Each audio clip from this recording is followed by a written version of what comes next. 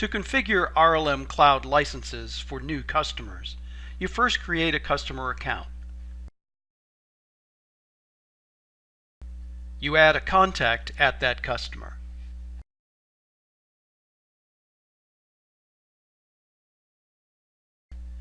Then you set up the customer's license server at the RLM Cloud site that is nearest to your customer geographically. Several global locations are available. Once the license server is set up, you can now install the licenses that your customer is entitled to.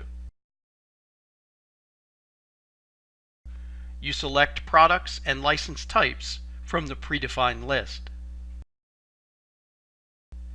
Finally, you send a unique license to your customer so that they can securely check out licenses using your standard RLM-based application.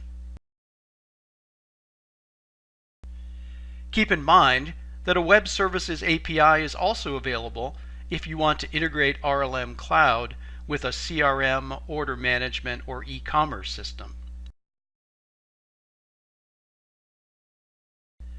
Please contact Reprise Software for a comprehensive demo of RLM Cloud. Thanks for your time.